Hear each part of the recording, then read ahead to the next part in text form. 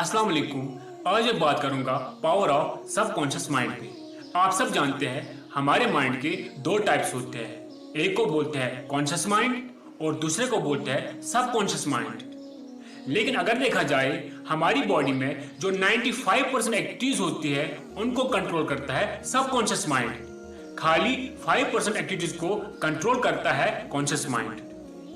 तो इससे यह साबित होता है कि जो हमारा सबकॉन्शियस माइंड होता है वो बहुत ज़्यादा पावरफुल होता है as compared to conscious mind. Doctor Joseph Murphy की एक किताब है जिसको बोलते हैं power of your subconscious mind. उसमें वो लिखते हैं the law of life is the law of belief, यानी कि जैसा हम लोग सोचते हैं वैसा ही हमारे साथ होता है।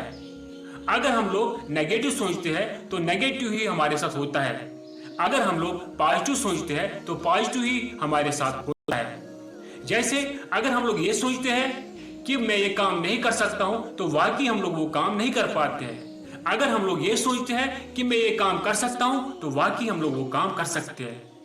बहुत सारे लोगों को इस पे भरोसा नहीं होगा, लेकिन एक बार अपनी लाइफ में आजमा के देखिए।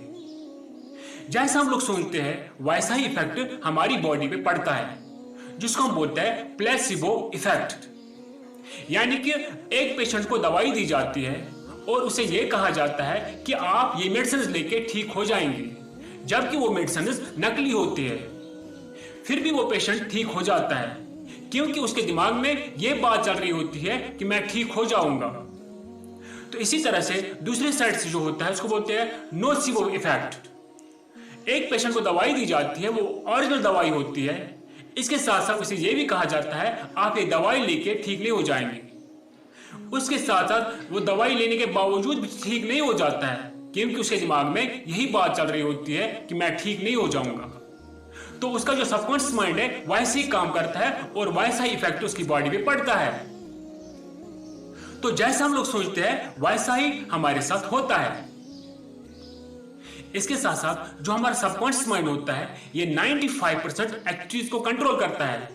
जो भी हम लोग बॉडी के हरकत करते हैं, चाहे हम लोग वॉलेंटरीली चाहे हम लोग इनवॉलेंटरीली, यानी कि चाहे हम लोग जानबूझ के या अनजाने में कोई भी बॉडी की हरकत करते हैं, ये सारा कंट्रोल सबकॉन्शियस माइंड ही करता है। जो हमारे जज्बात होते हैं, जो हमारा बिहेवियर होता है, इसको भी कंट्रोल हमारा सबकॉन्शियस माइंड ही करता है।